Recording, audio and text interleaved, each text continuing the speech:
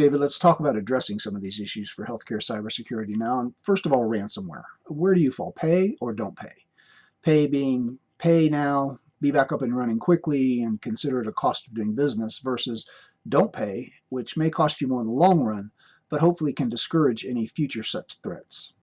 I would be in the latter camp. I think that paying ransomware perpetrators only encourages them, and of course makes it valuable for them to do this, and so they'll keep doing more. And so, for the benefit of the greater good, if nothing else, we should avoid paying ransom whenever possible.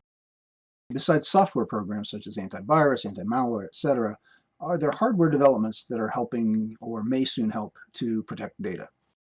Well, certainly there are some promising directions in secure hardware, trustworthy hardware. A notable example is the Intel SGX platform, which for at least today sort of laptop and desktop platforms and up is very promising. It allows the operating system the capability to provide a secure enclave of a space in which an important trustworthy application can run and be protected from malware that might have even infected the operating system itself. And that's a big step forward, I think.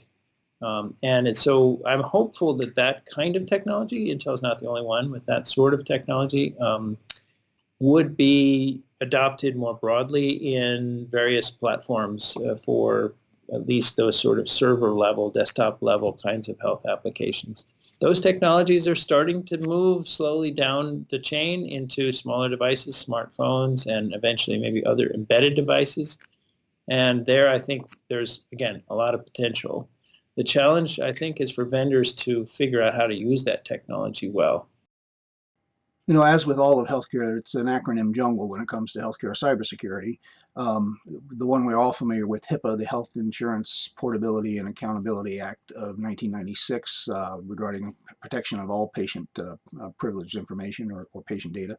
But then there's now all the new stuff related to cybersecurity. The Department of Homeland Security has their Office of Cybersecurity and Communication, CS&C, CERT, the Community Emergency Response Team, HITRUST, Health Information Trust, NIP, NIPP, the National Infrastructure Protection Plan, the NCIRP, which is the National Cybersecurity Incident Response Plan, NIST, the National Institute of Standards and Technology, and they have their cybersecurity framework, often called the framework.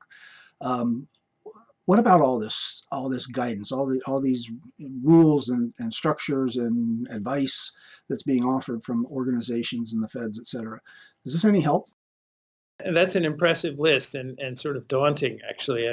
I've heard of each of those at one point or another and never seen them all in one sentence. That's quite an impressive combination.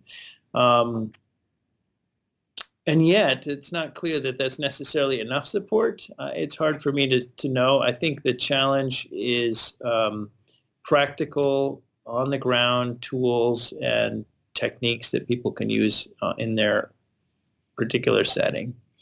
And government agencies or organizations can't necessarily provide that.